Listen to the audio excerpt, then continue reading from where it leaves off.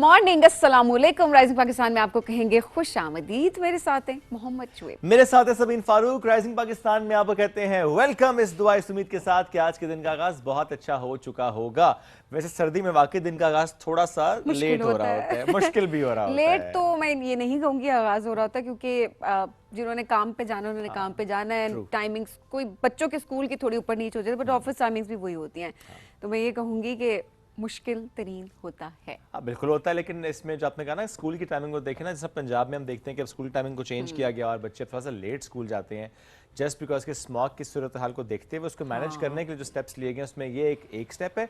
Otherwise चूँकि मैं लाहौर गया सबीन और मैंने वहाँ पे देखा जिस तरह वहाँ पे मार्केट्स को जल्दी बंद किया जाता है जस्ट बिकॉज के रात के वक्त या शाम के वक्त बहुत ज़्यादा ट्रैफिक भी ना हो और आहिस्ता आहिस्ता स्मॉग को कंट्रोल करने के लिए जो मेजर्स लिए गए हैं हम देख रहे हैं उसका एक इम्पैक्ट भी नज़र आया है वहाँ पर।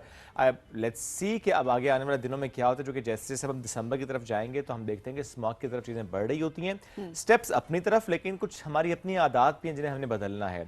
हम सोच रहे हैं वो अब तो मार्केट बंद हो गई, अब क्या करेंगे, नहीं होनी चाहिए मार्केट बंद जी, हमें जाना है, इस वक्त हम फ्री होते हैं, रौनक होनी चाहिए। हाँ, लेकिन द पॉइंट इज कि हम अपनी आदत क्यों नहीं बदल रहे, समझते हुए कि इस वक्त सिचुएशन ऐसी है, इसको मैनेज करने के लिए हमें अपनी आदत पर काम करना होगा। ये हम शादी सीजन पे भी अगर देखें सबीन, क्योंकि आजकल शादी सीजन है, बहुत सी शादियां हो रही हैं, लेकिन 10 बजे तो हॉल्स बंद हो जाते हैं, नो मैटर व्हाट। वो 15 मिनट पहले वो लाइट्स ऑफ करना शुरू कर देते हैं। कहीं कहीं पर नहीं भी हो रही होती। अच्छा, जहाँ पर वो कहते हैं जी हमारा फलाना लिंक है तो हमने कॉल करवा दी है तो 12-1 बजे तक भी कोई आपको तंग नहीं करेगा। बिल्कुल ऐसे ही। खैर ये ठीक है, ये बहुत कम जगह पर होता है। हाँ, बड़े कम केसेस है ना। लेकिन सभी आप ये देखें अगर वो 10 बजे का टाइम है हॉल का, उसमें भी हो ही रहा होता है कि अगर बारात ने पहुंचना है लेट्स से 7-7:30 तो वो भी 9 बजे पहुंच रहे होते हैं।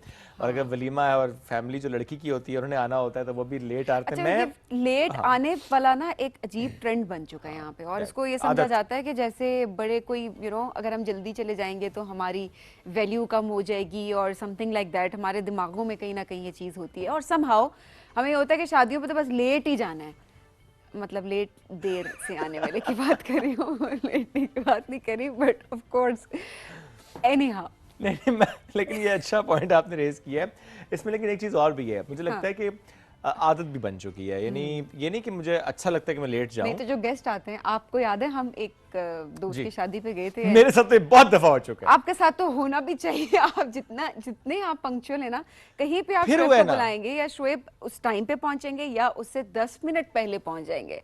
तो अक्सर ऐसा होता है कि होस्ट नहीं पहुंचा हुआ होता और गेस्ट जो है वो पहले आए होते हैं। बट हम एक शादी पे गए थे और लिटरली जब मैं और शुएब वहाँ पर पहुंचे तो उनके घर वालों में से भी कोई नहीं आया हुआ था। आहिस्ता आहिस्ता घर वाले आना शुरू हुए और उन्होंने हमें वेलकम क्या किया। हम शर्मिंदगी के मारे वहाँ से निकल गए और मतलब हमें समझ ना कि हमने करना क्या है। सो वाकई, और उसकी भी बहुत देर के बाद जो लड़के वाले थे वो नहीं पहुंचे थे। तो अब मेरे साथ ये हुआ दो दिन पहले या मेरी शादी पे जाना था पाकपतन, तो मैंने दोस्त से पूछा कि अच्छा मैं कितने बजे पहुंचूं। उसने कहा कि बस तुम यूं करना 7 बजे तक पहुंच जाना सीधा हॉल में, क्योंकि हम सब हॉल में ही होंगे। मैंने कहा ओके। सो मैंने उसके अकॉर्डिंगली ट्रैवल प्लान किया और मैं सीधा पहुंचा पाकपतन। 6:50 पे मैं हॉल में एंटर हो गया। लाइट्स ऑफ थी, कोई भी नहीं आया हुआ, तो मैंने कॉल की तो उसने कहा 2 मिनट में पहुंच गया। तो वो फिर मेरे बाद दोस्त आया और उसके बाद फिर सारी फैमिली आई और इस तरह से वो शादी का आगाज तो हुआ ना। गेस व्हाट के वो वलीमा का फंक्शन था, तो लड़की वाले कितने बजे पहुंचे सबीन? 10 बजे हॉल का टाइम बंद होता है। 10 बजे वो एंटर हो रहे थे, फिर मैं निकल रहा था। So that's how it is, क्योंकि मुझे वापस ट्रैवल करना अच्छा, होना ये चाहिए कि जो तैयार ना हुआ हो ना घर में उसको बस छोड़ के आ जाए। नहीं ऐसा मुश्किल हो जाता है। नहीं, एक कोई गाड़ी ऐसे रखें जो कि एंड में किसी को ले आए, सो दैट सब लेट ना हो। एक इंप्रेशन भी होता है, सब आपके गेस्ट भी होते हैं। सो आपको बहुत ज़्यादा केयरफुल रहना होता है इस हिसाब से, क्योंकि एक इंप्रेशन लेके जाते हैं। जिस तरह देखें उस शादी का अगर हम आज तक कर रहे होते हैं कि उस शादी पे ये हुआ था, तो आपके गेस्ट अगर आप उनको इन्वाइट करते हैं, मेहमान होते हैं। सो उनकी कदर करनी चाहिए, उनके वक्त की कदर करनी चाहिए। आपका इवेंट यकीनन बहुत इंपॉर्टेंट है, बट वो इम्पॉर्टेंट उन लोगों से ही बन रहा है जिनको आपने इनवाइट किया है। सो आपको उनके वक्त की कदर करनी चाहिए, उनकी रिस्पेक्ट करनी चाहिए। मैं ये कहूँगी कि आपको डिसरिस्पेक्ट नहीं करनी चाहिए कि आप अपनी तैयारी में लगे हुए, यू डोंट नो कि आपके गेस्ट आ रहे हैं नहीं आ रहे। सो इन चीज़ों का ख्याल रखना बहुत इंपॉर्टेंट है। इन सारी चीज़ों को कनेक्ट हम उसी चीज़ से करेंगे। एक तो देर से आना चले, हमारा टॉपिक ये हमेशा बन ही जाता है, बट पॉइंट ये है कि किस तरीके से हम लोगों ने अपने इन्वायरमेंट को प्रोटेक्ट करना है। जो टाइमिंग्स प्रोटोकॉल्स के हिसाब से रखी गई है उनको फॉलो करना हमारे लिए बहुत इंपॉर्टेंट है, ताकि ये जो हम हर साल कहते हैं ना ये क्यों हो रहा है, गर्मी ज़्यादा होगी या सर्दी ज़्यादा होगी या बारिशें कम होगी या बारिशें ज़्यादा होगी हैं, ग्लेशियर पिघल रहे हैं, ये इतनी सारी बातें हम बड़े कैजुअल वे में कर रहे होते हैं, बट इसके पीछे ये सारी चीज़ें होती हैं कि इंडिविजुअल लेवल पे हम किस तरीके से कार्बन एमिशन को कम कर सकते हैं। और जिस पे कर सकते हैं काम उस पर लाजमी करना है। आज हम इस पर डिटेल से आगे चलकर बात भी करेंगे, लेकिन जो आदत हम बात करें वो बदलना बड़ा आसान है। जो रीजंस होते हैं उस पर काम करना चाहिए, जिसमें से फॉर एग्जांपल आप अगर कहें जी मैं इसलिए लेट हो गया चूंकि मेरे कपड़े प्रेस नहीं थे, तो भैया पहले प्रेस करने थे ना। मेरे शूज़ पॉलिश नहीं थे, भैया पहले पॉलिश करने थे। सो आपको पहले से रेडी होना होता है। आपने ज़रूरी है कि हर काम आखिरी मिनट के लिए छोड़ना है, तो फिर तो आप लेट There is no होंगे। excuse. या there should be no excuse. Anyways जी बढ़ते हैं ब्रेक की तरफ। ब्रेक से वापस आएंगे, रहिए साथ। ये है राइजिंग पाकिस्तान।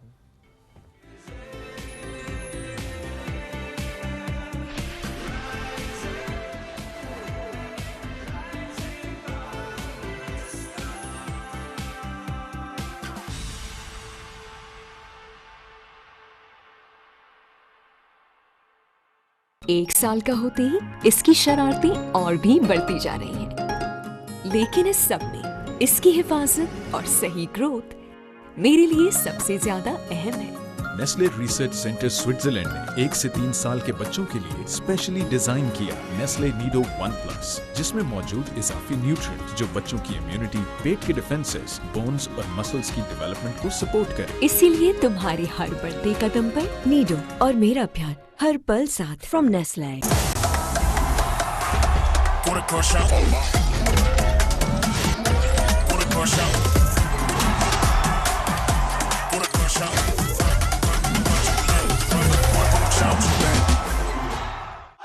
तीवा दूध वाला बीबी जी, तीवा दूध वाला। इसे उबालूंगी और आपको बताऊंगी भी कि इसमें से मेंढक निकला कि नहीं। मैं कहती हूँ कि जब से मैं इस फील्ड में आई मैंने तो सबके पत्ते ही कटा दिए। देखिए नहीं, आपको कहने की जरूरत नहीं, मैं तो मुसलसल तानू ही ताड़ रहा हूँ। जहाँ पे सिग्नल नहीं आते हैं वहाँ पे भी चांदनी का आइडिया काम करता है। सोसाइटी वाले लोग बातें कर करके मार देंगे मुझे। वो कहते हैं इतना बड़ा घर है और तुम्हारा शौहर दूध बेचता है। पहले चांदनी तो अब लैला। नौजवानों के ख्यालात बदलते रहते हैं। कौन है ये मिट्टी के गले वर्गा मुंह है इसका? उससे बस्ता रब सोना ते मखलूक की होगी थल्ले। एवे तो नहीं कहते तीव है गुजर की हो गई। बोले बोले बोले बोले मैं जिन हूँ, जिन पे चल वे रहन दे जिन साई लोका। मैंने आपको माँ समझा और आप मेरी दुश्मन निकली। डाइन भी साथ घर छोड़ के बाहर करती है और तूने अपना ही घर नहीं छोड़ा। मैं हूँ लड़की लाहौर की, मेरी सास पुराने दौर की। वो अंधे वो जोर से, मैं बिल्कुल कमजोर से। वो अंधे वो जोर से, मैं बिल्कुल कमजोर से। तो कट करेंगे। चिली सास, चिली सास, चिली सास, चिली सास, चिली सास।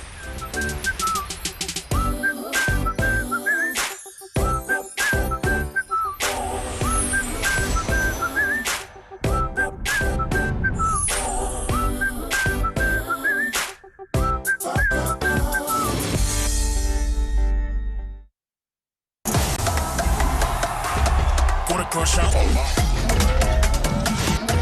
Wanna crush out. Wanna crush out. Crush out. 1 साल का होते ही इसकी शरारतें और भी बढ़ती जा रही हैं। लेकिन इस सब में इसकी हिफाजत और सही ग्रोथ मेरे लिए सबसे ज्यादा अहम है। नेस्ले रिसर्च सेंटर स्विट्जरलैंड ने 1 से 3 साल के बच्चों के लिए स्पेशली डिजाइन किया नेस्ले नीडो 1+, जिसमें मौजूद इजाफी न्यूट्रिएंट जो बच्चों की इम्यूनिटी, पेट के डिफेंसेस, बोन्स और मसल्स की डेवलपमेंट को सपोर्ट करे। इसीलिए तुम्हारी हर बढ़ते कदम पर नीडो और मेरा प्यार हर पल साथ फ्रॉम नेस्ले। ये जो आमिल होते हैं ना, ये बिल्कुल जैली होते हैं। 1200 रुपए बेटा जाया कराया तू। जाया कैसे? उसने मुझे मंत्र तो दिया है। मैंने तो, मेरा मतलब है, मंत्र फूका है आप पे। डार्लिंग, आप जैसे ज़हीन बंदा भी जाली आमिल के पास। खैरियत है? सुभान अल्लाह, कैसा अच्छा टाइटल दे दिया आपने। राइस आधा किलो और हॉट मसाला 1 चम्मच। हॉट मसाला। जितने भी सुपर हिट और लॉन्ग रन जो ड्रामे चले ना सर, यहाँ सब जो ड्रामे थे उस सब मैंने पाकिस्तान टेलीविजन से किए हुए थे।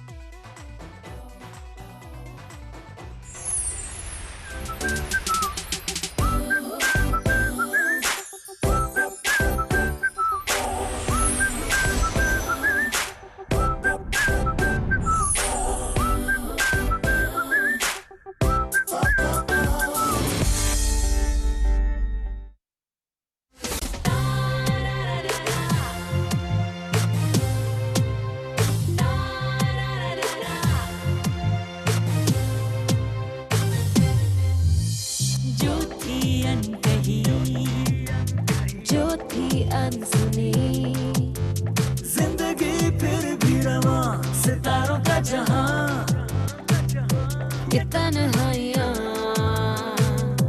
ये परछाइयाँ, यादों का है समा, सितारों का जहां, सितारों का जहां।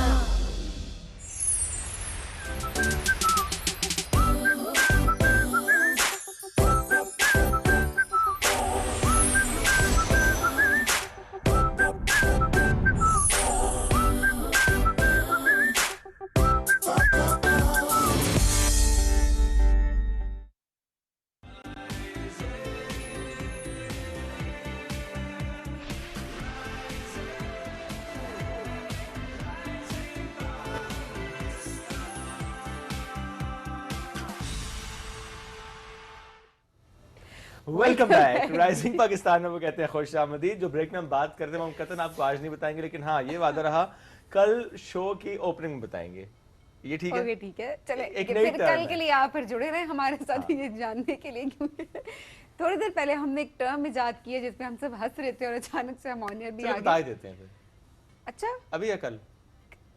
चलिए अभी बता देते हैं, कल शायद उसका उतना चार्म ना रहे। बल्कि एक काम करते हैं, टर्म हम यूज करते हैं, लोगों से इसकी राय लेते हैं, कल इस पर बात करेंगे। ये टर्म क्वाइन की है सबीन ने। मैंने नहीं की। तुमने की है coin? What was that term?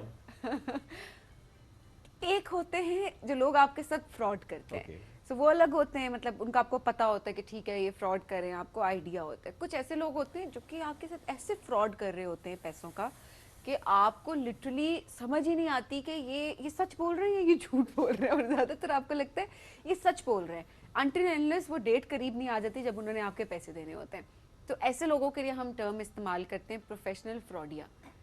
तो ये बड़े प्रोफेशनल होते हैं, दे नो कि इन्होंने किस तरीके से ट्रैप करना है, आपके माइंड के साथ प्ले करना है, और किस तरीके से आपको लारा लगाना है कि एक और वीक गुजर गए, एक और वीक गुजर जाए, समहाउ ये आपको पैसे दे भी देंगे, इवेंचुअली आपको पैसे मिल भी जाएंगे अगर आप थोड़ा सा जोर ज़बरदस्ती करेंगे। बट ये क्या बहाने करने की उनको इतनी उनके अंदर सलाहियत होती है इस तरीके की कि वो झूठ भी इस तरीके से बोलते हैं कि आपको लगता है कि वो इनसे ज़्यादा सच्चा कोई नहीं है।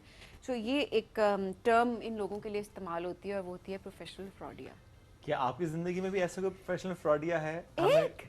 नहीं आपसे नहीं पूछा। अच्छा, लोगों से मुझे लगा मेरे जज्बात को। नहीं आपसे नहीं पूछा, आपका मुझे पता है, मैं लोगों से पूछ रहा हूँ। तो हमें जरूर बताइएगा, व्हाट्सएप कीजिएगा, कल हम इस पर मजीद बात भी करेंगे। एनीवेज बढ़ते हैं आगे।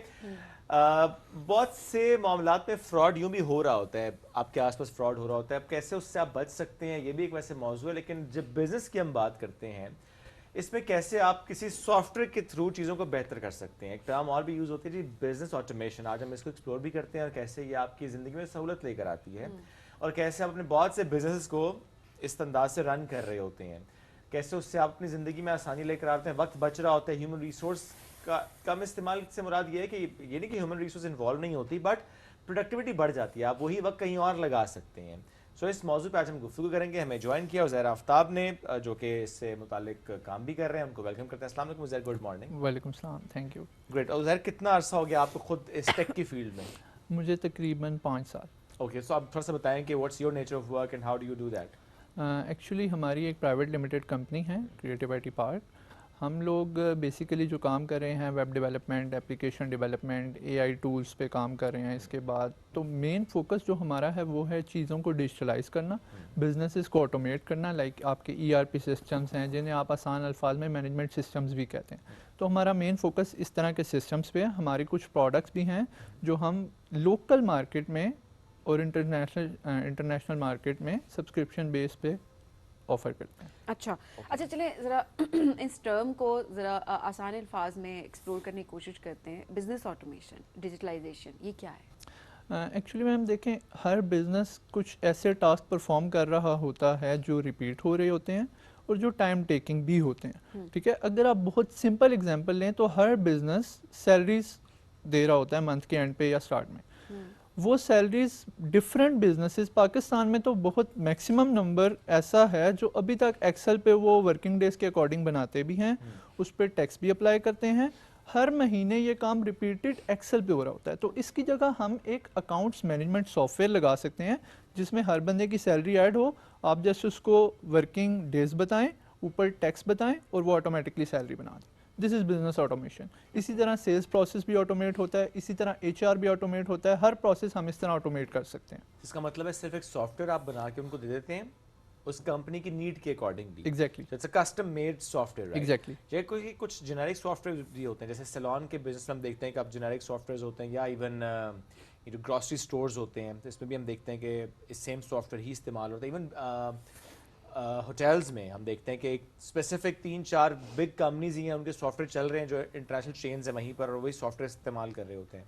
ऐसा ही है? बिल्कुल सर। सर कुछ सॉफ्टवेयर ऑलरेडी मार्केट में हैं, जैसे अकाउंट्स के लिए कुछ सॉफ्टवेयर पहले से बने हुए हैं, ठीक है, लोग उनको यूज़ कर रहे हैं, बट अब वो सॉफ्टवेयर ऐसे हैं जो बिजनेसेस की नीड्स नहीं पूरी कर रहे। तो हम मार्केट में क्या कर रहे हैं, हम बिजनेस के स्ट्रक्चर के मुताबिक, अब हर बिजनेस का स्ट्रक्चर थोड़ा सा डिफरेंट होता है, ठीक है, every nature of business is different from others, तो हम उस बिजनेस नेचर के मुताबिक उसको थोड़ा बहुत कस्टमाइज करके अकॉर्डिंग टू बिजनेस स्ट्रक्चर के होल प्रोसेस ऑटोमेट हो जाए।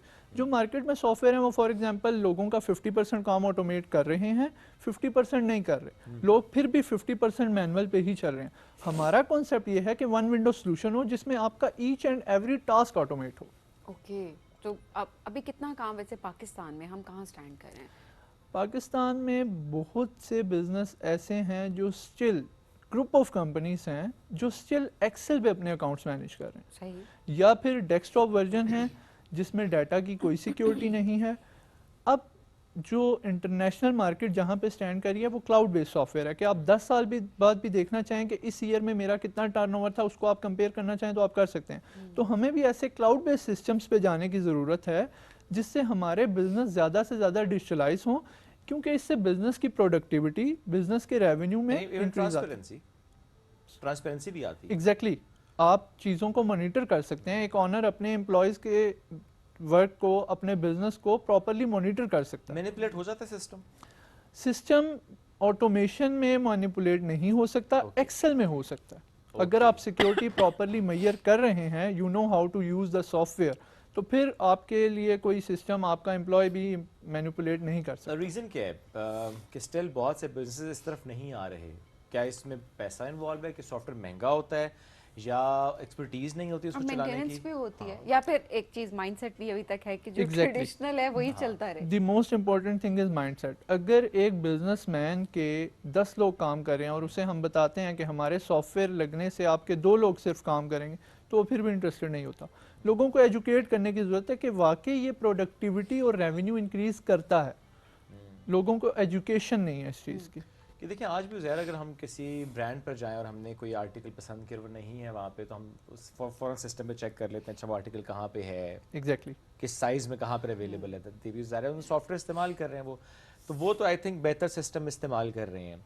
और जो आपने क्लाउड की बात की, क्या है वाकई ये दुरुस्त होता है कि वो डिपेंडिंग ऑन बिजनेस क्लाउड महंगा हो जाता है उनके लिए? महंगा होता है, बट इतना महंगा नहीं होता कि वो अनअफोर्डेबल हो इस टाइप के बिजनेसेस के लिए। ठीक है, हर बिजनेस के अकॉर्डिंग, फॉर एग्जांपल आप स्मॉल एंड मीडियम एंटरप्राइजेज में, तो उस हिसाब से आपके क्लाउड का साइज भी होगा। ठीक है, और क्लाउड की ईयरली सब्सक्रिप्शन होती है। ये एक बैड रूमर्स हैं कि बिजनेस ऑटोमेशन बहुत महंगी है, ये कंपैरेटिवली ह्यूमन रिसोर्स के आपको सस्ती पड़ती है। अच्छा, कोई एग्जांपल अगर आप दे सकें विदाउट मेंशनिंग एनी ब्रांड, लेकिन नेचर ऑफ बिजनेस को लेते हुए, कि पहले अगर ह्यूमन रिसोर्स के साथ वो एक्सेल शीट पे या डेस्कटॉप वर्जन पे इस्तेमाल करते हुए इतनी उनकी कॉस्ट आ रही थी और इतनी प्रोडक्टिविटी उनकी थी, और अभी with this software human resource भी कम हो गई, वक्त भी बच गया और प्रोडक्टिविटी बेहतर हो गई। डिफरेंट, हम एजुकेशन इंडस्ट्री की बात लेते हैं क्योंकि एजुकेशन इंडस्ट्री पे मेरा अच्छा एक्सपीरियंस है।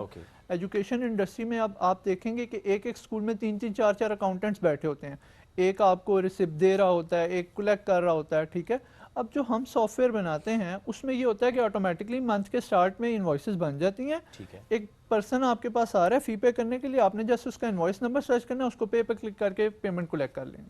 ठीक है, तो ये एक बेटर एग्जांपल है कि आप इजीली ऑटोमेशन से अपने ह्यूमन रिसोर्स को डिक्रीज कर सकते हैं। अच्छा उज़ैर, अभी आपको ये लगता है कि ये जो माइंडसेट की आप बात कर रहे हैं कि इन चीज़ों को अडैप्ट नहीं करना, ये जो ट्रेडिशनल माइंडसेट के लोग हैं वही ये कर रहे हैं, या आपको ये लग रहा है कि अब जो न्यू जनरेशन, हमारी यंग जनरेशन है, वो इन चीज़ों को अडेप्ट करती है? बिकॉज ऑब्वियसली अभी इतने मेच्योर नहीं है उनके बिजनेसेस, या अभी हम उस तरफ उनको जाते हुए देख रहे हैं, सो अभी टाइम नहीं आया। बट डू यू थिंक कि ये माइंडसेट एज ग्रुप से बहुत ज़्यादा रिलेट कर रहा है? एज ग्रुप से भी बहुत ज़्यादा रिलेट कर रहा है, और अब हमारी गवर्नमेंट ऐसे इनिशिएटिव्स भी ले रही है। नेफ्टेक बहुत अच्छा काम कर रहा है, पीसैप, पाशा, ठीक है, हमारे जितने भी गवर्नमेंट ऑर्गेनाइजेशंस हैं वो बहुत अच्छा काम कर रही हैं। तो इससे काफ़ी डिफरेंस मार्केट में देखने को मिल रहा है इस एजुकेशन में कि बिज़नेस को ऑटोमेट होने की ज़रूरत है, हमें सिस्टम यूज़ करने की ज़रूरत है, हमें एआई को अपने डेली ऑपरेशंस में लाने की ज़रूरत है। आस्क कि आप भी के सॉफ्टवेयर्स में जो आप इनकॉर्पोरेट करेंगे एआई का इस्तेमाल भी कर रहे हैं? जी बिल्कुल कर रहे हैं। हम रिपोर्टिंग के लिए एआई का इस्तेमाल कर रहे हैं। ऐसे टास्क जो एक ह्यूमन रिसोर्स करता था पहले, for example different type of reporting, अब एक ऑनर एक अकाउंटेंट से कह रहा होता है कि मुझे आप मेरे अकाउंट्स में से ये रिपोर्ट बना के ला दें। हमने उसके लिए एक एआई बनाया है कि आप उससे कस्टम रिपोर्टिंग भी लिख सकते हैं। आप एआई को जस्ट एक प्रॉम्प्ट देते हैं, ठीक है, कि मुझे मेरे सॉफ्टवेयर के अंदर से ये रिपोर्ट निकाल के ला दो, वो डेटाबेस को चेक करके खुद से रिपोर्ट बना के ला दे। तो कितना कॉस्ट इफेक्टिव है आपके, कितने Exactly. आप एक एम्प्लॉय उसकी जगह अगर हायर कर रहे हैं, सो ऑब्वियसली आपको पूरे मेंटेन करना उसकी सैलरी, और यहाँ पर आपके पास एक सिस्टम है जिसके थ्रू आप थ्रू आउट जो है वो रिपोर्ट्स जनरेट। बिल्कुल। और दूसरी चीज़ ये है कि एक एम्प्लॉय की और एआई की प्रोडक्टिविटी में भी ज़मीन आसमान का फ़र्क अच्छा, आता है। ये कैसे फ़र्क है, थोड़ा सा ये भी समझाएगा, क्योंकि लोग नहीं भी जा रहे होते इस तरफ कि रिपोर्ट जनरेट करें या एआई की तरफ हर चीज़ में नहीं कर रहे होते। अगर उन्होंने एआई से भी कुछ जनरेट करवाना है तो उसके लिए भी उन्होंने एक बंदा रखा हुआ होता है, तो ऑब्वियसली उसका कोई फ़ायदा ऐसा नहीं हो रहा होता कि आप एक से भी तो काम ले सकते हैं। बट लोग ये कहते हैं कि जब तक ह्यूमन इंटेलेक्ट उसके अंदर ऐड नहीं होगा वो चीज़ उस तरीके से प्रोडक्टिव नहीं प्रोड्यूस होगी। ये जस्ट एक माइंडसेट है, ठीक है। अगर आपको एआई का इस्तेमाल अच्छे से आता है, ठीक है, तो एआई आपके लिए बहुत ज़्यादा प्रोडक्टिव है according like as compare to human resource, ठीक है। और ऐसा नहीं है, एक ये भी बहुत गलत रूमर है कि एआई आएगा तो लोगों की जॉब चली जाएंगी। लोगों की जॉब्स की जो डेजिग्नेशन है उसमें शिफ्टिंग आती है कि एक बंदा जो पहले अकाउंटेंसी का काम कर रहा था, एक अकाउंटेंट था, वो अब एज अ मैनेजर रिपोर्टिंग भी देख सकता है कि एक एआई को चलाने के लिए, जैसे आपने बात की, तो वो देख भी सकता है कि मॉनिटरिंग के लिए भी यूज़ हो सकता है, ठीक है। तो इससे डेजिग्नेशन में फ़र्क आता है बट जॉब में कमी नहीं आती। ओके, अब स्टिल जो लोग सीख रहे होते हैं उनको ज़रा कुछ ना कुछ कंस्ट्रेंट्स का सामना होता है। बहुत से लोग जो कि अपना बिज़नेस स्टार्ट करते हैं वो सोचते हैं अच्छा अब हमें एक अकाउंटेंट भी चाहिए, जैसे हमें फाइनेंस का बंदा चाहिए तो ही हम इस बिज़नेस को रन कर सकते हैं। हर बंदे की अपनी एक्टिविटीज़ होती हैं। सो क्या ये मुमकिन होता है कि एक दो लोग जो कि अपना बिज़नेस स्टार्ट करना चाह रहे हैं और उनके पास बाकी लोग नहीं हैं और वो नहीं चाहते कि किसी और को ऐड करें, वो ऐसे सॉफ्टवेयर का इस्तेमाल करते हुए बिज़नेस चला सकें? बिल्कुल चला सकते हैं सर। ईआरपी सिस्टम्स ऐसे मार्केट में अवेलेबल हैं कि आप अपना एचआर, अपना अकाउंट्स, अपना सीआरएम एक ही पर्सन रन कर सकता है, ठीक है। और आपके पास डेली रिपोर्टिंग भी आ रही होगी कि आपका बिजनेस कहाँ पे स्टैंड कर रहा है। मेन चीज़ होती है जब बिजनेस की रिपोर्टिंग एक ऑनर ऑफ बिजनेस को मिलती रहती है तो उसे अपने बिजनेस का आइडिया होता है कि मैंने किस साइट पर जाना, तो ये बिल्कुल पॉसिबल है। और डेटा सिक्योर होता है? डाटा सिक्योर होता है, डाटा इंक्रिप्शन भी होती है, ठीक है। डाटा इंक्रिप्टेड होता है, क्लाउड पे डाटा बिल्कुल सिक्योर होता है। ओके, अच्छा सर, फ्यूचर में हम क्या चेंजेस देख रहे हैं बिजनेसेस के पर्सपेक्टिव से, कि क्या चीज़ें हैं जो कि रिप्लेस दुरुस्त हर वक्त बार वक्त।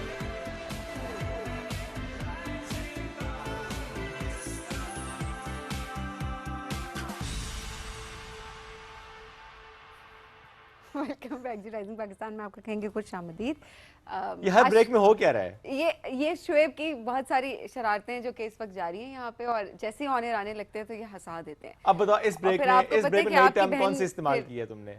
मैंने? हाँ, वो डाटा ट्रांसफर की हम बात कर रहे थे, वो दो लोग साथ बैठ के यूं कान जोड़ के ऐसे बातें करते तो हमने कहा डाटा ट्रांसफर हो रहा है। तो आजकल वो एक मीम बड़ी फेमस हुई हुई है कि जिसमें कहते हैं कि फैमिली गैदरिंग नहीं, उसके कहते हैं कि डाटा ट्रांसफर सेरेमनी हो रही है वहाँ पे। तो ऑब्वियसली जितनी बातें होती हैं वो सारे डाटा ट्रांसफर कर रहे होते हैं। तो शादी में भी ये हो रहा है ना, एक टेबल पे जो ग्रुप बैठा होता है वो डाटा ट्रांसफर हो रहा होता है। तो शादियों पे इसके अलावा इंसान और करे भी क्या, ये भी जरूरी है। खैर, आज जो हमने सुबह सुबह बात की थी, शादियों से याद आ गया कि जो हॉल्स बंद करने की बात होती है कि 10 बजे हॉल्स बंद हो जाते हैं, लेकिन कहीं ना कहीं हम लोग अपने कॉन्टेक्स्ट का इस्तेमाल करके तो ऑब्वियसली हम टाइमिंग आगे बढ़ा देते हैं। और फिर आज एनवायरनमेंट की हम बात करें कि किस तरीके से इस तरह की जो हमें चीज़ें बहुत छोटी छोटी लग रही होती हैं, लेकिन इंडिविजुअल लेवल पे हम किस तरीके से कार्बन एमिशन में कंट्रीब्यूट कर रहे होते हैं और जिससे हमारा एनवायरनमेंट बहुत बुरी तरह से मुतासर हो रहा था। तो आज ज़रा बात करेंगे कार्बन मैनेजमेंट के हवाले से कि किस तरीके से कार्बन डाइऑक्साइड और दीगर जो गैसेज हैं जिससे हमारे एनवायरनमेंट जो है पोल्यूट हो जाता है, जैसे क्लाइमेट चेंज की तरफ हम जा रहे होते हैं, एक्सट्रीम वेदर्स की तरफ हम जा रहे होते हैं, उसको किस तरीके से हम लोग कम कर सकते हैं? क्या नया कोई मैकेनिज्म आया है? क्या कोई सिस्टम्स इंट्रोड्यूस किए जा रहे हैं? लोगों में अवेयरनेस कितनी आई है? क्या हम आज तक बस ये कहते रहेंगे कि हम जी सबसे कम जो है वो कंट्रीब्यूट कर रहे होते हैं एनवायरनमेंट के पर्सपेक्टिव से? अगर हम बात करें कि हम तो जी इफेक्टिव्स में ज़्यादा आते हैं, कंट्रीब्यूटर्स में हम कम आते हैं, लेकिन समहाउ किस तरीके से इंडिविजुअल लेवल पे हमारी अपनी जिम्मेदारियां आती हैं और हर फील्ड के हवाले से आती हैं? तो आज तरह इस हवाले से बात करते हैं ताकि हम सब एजुकेट हो सकें। एब्सोल्युटली, हमें ज्वाइन किया इस फील्ड की एक्सपर्ट है हसीना ज़हरा साहिबा। अब वो काम कर रही हैं खासी एक्टिवली, इस पे उनको वेलकम करते हैं। अस्सलाम वालेकुम जी, कैसी हैं आप? अस्सलाम वालेकुम, बिल्कुल ठीक। हसीना साहब, आपका ताल्लुक है गिलगित बल्तिस्तान से, जी, बहुत खूबसूरत इलाका है, लेकिन अब ये देखें कि जहाँ पर पोल्यूशन ऑलरेडी बहुत कम है वहाँ पर भी सेंसिटाइजेशन ये है कि it's a global issue. Yes, आपने किस तरह से आगाज़ किया? आपने एक इनिशिएटिव लिया और उसको आप लेकर चल रही हैं। बिल्कुल। सबसे पहले बहुत शुक्रिया अपने शो में मुझे बुलाने का। बिल्कुल, ये बहुत अहम टॉपिक है क्लाइमेट चेंज। बहुत सारे लोगों अभी तक यही समझते हैं कि ये एक मिथ है या ये रियल नहीं है, लेकिन आप उनसे पूछे जो कि रियल में इसको फेस करें। चूँकि हमारा जो पाकिस्तान है वो इस तरह से है कि कुछ एरिया हमारा पहाड़ी है, कुछ हमारा उस पर है। सो वो एरियाज़ जो माउंटेनस रीजन्स है, वहाँ पे आप देखें इस ग्लेशियर मेल्टिंग की वजह से इस पूरे का जो मेजर रिस्पॉन्सिबल जो है वो ग्लोबल वार्मिंग है, which we call climate change as well. So I think communities बड़े पैमाने पे सफ़र हो रही हैं, एंड हमारे पास एक जस्टिफिकेशन है कि हम तो मेजर कंट्रीब्यूटर नहीं है, लेकिन हम तो सबसे पहले आते हैं ना उस रेंज में जब हमारे क्लाइमेट चेंज की वजह से हम जब इफ़ेक्ट होते हैं। सो ऑब्वियसली इशू है, और मैंने पर्टिकुलरली इसको इनिशिएट किया अपने स्टार्टअप को with a course that I did on carbon management. तो जब मैंने इसको थोड़ा रिसर्च किया, जब मैंने स्टडी किया, तो देन मुझे भी रियलाइज़ हुआ, and then when I thought कि हमारी वो कम्युनिटीज़, हमारे फार्मर्स, जो आम लोग जो इसकी वजह से इफेक्ट हो रहे हैं, उनके लिए क्या अल्टरनेटिव है, उनके लिए क्या मैकेनिज्म है, हम उनको कैसे कंपनसेट कर सकते हैं। तो दुनिया में सिस्टम्स मौजूद हैं, दुनिया में वो तरीक़ेकार मौजूद है, वो पॉलिसीज़ मौजूद है जिनके थ्रू हम कम्युनिटीज़ को भी बेनिफिट कर सकते हैं और इस कार्बन को भी मैनेज कर सकते हैं, ताकि क्लाइमेट का जो एक बहुत जो मेजर प्रॉब्लम हमारे लिए क्रिएट हो उसको किसी हद तक मिटिगेट कर सकें। सो आई थिंक अभी हम स्टेप्स लेंगे तो ही हम फ्यूचर में कुछ कर सकते हैं। सो बस इसी सोच के साथ मैंने अपना स्टार्टअप शुरू किया। Yes. कितना अर्सा हुआ इसको? ये मेरा 2nd ईयर है। ओके, थोड़ा सा बताएं क्या इम्पैक्ट क्रिएट किया आपके स्टार्टअप ने, किस तरह से आप काम कर रही हैं? सबसे पहले तो हमारी कोशिश ये है कि हम अवेयरनेस को फैलाएं, और एक तो हम वो एडवोकेट करें उस क्लाइमेट चेंज को, हम बताएं लोगों को that's a real thing, and then become a voice for those people जो कि एक्चुअल में इसको फेस कर रहे हैं। मेरा जो ज़्यादा फोकस वो ये है कि पूरी दुनिया के अंदर, क्योंकि कार्बन क्रेडिट को मैनेज कर कार्बन एमिशंस को मैनेज करने के लिए सिस्टम्स हैं, और जिसको हम कार्बन क्रेडिट का नाम भी देते हैं, जिसके थ्रू आप इन लोगों के लिए, इन कम्युनिटीज़ के लिए रियल इनकम लेकर आ सकते हैं, जो कि who are at the front of environmental crisis. So we have created a market place जो कि ब्लॉकचेन बेस्ड है, जिसमें हम ये कोशिश कर रहे हैं कि हम यहाँ पाकिस्तान में भी इन कम्युनिटीज़ के साथ मिलके वो कार्बन क्रेडिट जनरेटिंग प्रोजेक्ट्स करें, जिनको हम उन जो डेवलप्ड कंट्रीज़ हैं उनको हम सेल कर सकें, ताकि हमारी कम्युनिटीज़ के लिए कुछ बेनिफिट हो, इकोनॉमिक बेनिफिट हो, इकोनॉमिक इंसेंटिव्स हो, because the system already exist here. So हमने सिर्फ अपनी कम्युनिटीज़ को थोड़ा सा अवेयर करना है। तो that's why we have created this platform, and we are trying कि हम इस प्लेटफॉर्म के थ्रू, टेक्नोलॉजी के थ्रू ज़्यादा से ज़्यादा अपनी कम्युनिटीज़ को बेनिफिट आया है जो आप बता रही हैं अवेयरनेस के पर्सपेक्टिव से, कि लोगों को पता चले हर फील्ड में किस तरीके से वो कंट्रीब्यूट कर रहे हैं। कितना चेंज आपने देखा? आई वुड से कि ये एक ऐसा प्रॉब्लम है जिसका चेंज हम फ़ौरन से नहीं कह सकते। I mean we could not say कि अभी हमने टेक्नोलॉजी बनाई है तो अगले साल जो हमारा वेदर पैटर्न है वो फ़ौरन से ठीक होगा, बट द चेंज इन अ वे कि अब लोगों को पता चल रहा है कि ये एक ऐसा सिस्टम है जिसके थ्रू हम अपने लिए अर्निंग कर सकते हैं। फॉर एग्जांपल, आप एक गांव ले लें जहाँ पे फ्लड के थ्रू वो पूरा गांव जो है वो ख़त्म हो चुका है। अब वहाँ के लोगों के लिए क्या ऑप्शन है? वो एटलीस्ट अगले दफ़ा कुछ चीज़ें आई वुड से कि हमारी अपनी भी कंट्रीब्यूशन है। हम ब्लेम करते हैं कि इंडस्ट्रीज़ की वजह से हुआ है, बट हमारी अपनी जो एक कह सकते हैं as a community, as a individuals, हमारी अपनी लाइफस्टाइल कुछ ऐसी है कि हमें जो है वो हमने अपने खुद की भी फुटप्रिंट्स ज़्यादा हमने इंक्रीज़ किए हैं। तो same goes for the communities. Past में डिफॉरेस्टेशन बहुत कम थी, अभी वो रैपिड हो गई है। केपी में, जीबी में और इस तरह के एरियाज़ में अगर देखें तो लोगों ने बड़े पैमाने पे दरख्त काटे हैं। ये वो दरख्त में बेसिकली नेचुरल बैरियर थे ना, जो फ्लड आ रहे थे उनको रोक रहे थे। अब चूँकि दरख्त कट चुके हैं तो वो फ्लड का जो रास्ता है वो बिल्कुल ओपन है और वो सीधे सीधा आबादी को अच्छा, इफेक्ट मैं कर ये रहा बात सोचती हूँ कि पहले तो देखिए अवेयरनेस भी नहीं थी क्लाइमेट के पर्सपेक्टिव से हम Yeah. देखें तो आपने बताया कि पहले डिफॉरेस्टेशन कम थी। यस अब जब तक अवेयरनेस है उसका इम्पैक्ट हमें नजर आता है, ज़्यादा क्यों हो रही हमने हमें पता है, हम इस बारे में बात कर रहे होते हैं, हर प्लेटफॉर्म पे क्लाइमेट से रिलेटेड बात होती है, दरख्त लगाने पे बात होती है, उसकी कटाई से मुतल्लिक हमने डिफॉरेस्टेशन, हमने बहुत सारे लॉज देखे हैं, हमने उनकी इम्प्लीमेंटेशंस देखी हैं, बट स्टिल ये चीज़ हम देख रहे हैं कि डिफॉरेस्टेशन अभी भी ज़्यादा हो रही है। अभी भी ज़्यादा हो रही है, but I will tell you, क्योंकि मैंने फील्ड वर्क किया है, मैं उन कम्युनिटीज़ के पास खुद जाके जब हम बात करते हैं कि आपने ये प्लांट्स लगाने, नाउ दे आर रियलाइज़ कि हमें वो दरख्त नहीं काटने चाहिए थे क्योंकि ये हमें प्रोटेक्ट कर रहे थे, बट अभी वो स्लोलिंग ग्रेजुअली वो शिफ्ट आ रहा है। बट आई बिलीव दैट सिर्फ कम्युनिटीज़ का इन्वॉल्वमेंट या सिर्फ tree plantation is not enough. अब ये प्रॉब्लम इतना बढ़ चुका है कि अब हमें जो है हर इंडिविजुअल को, हर इंडस्ट्री को, गवर्नमेंट को, स्टेक होल्डर्स को, सबको इंगेज होना चाहिए। और पाकिस्तान के अंदर क्योंकि स्टार्टअप का एक बहुत बेहतरीन सिस्टम है, youth everyone can come forward and bring innovative ideas कि आप कैसे खुद पार्टिसिपेट कर सकते हैं, रिसर्च करें, स्टडी करें, हर किसी का अपना रोल है। आई वुड से आप कहें तो आपका रोल ये है कि because you are on the media, you can talk more on that, raise more awareness, tell more people कि ये है। और हमारी अपनी आई वुड से कि आपका भी फुटप्रिंट है। फॉर एग्जांपल अपने घर से यहाँ पर आई, गाड़ी में आपने ट्रैवल किया, आप हर रोज़ नए कपड़े पहनते हैं, you know we have this trend कि हमने रिपीट नहीं करना, शायद मैं और आप इसको ज़्यादा रिलेट कर सकते हैं। एग्जैक्टली रिपीट करना चाहिए। हम देखिए ये हमारे अपने लाइफस्टाइल को अपग्रेड करने की बात है।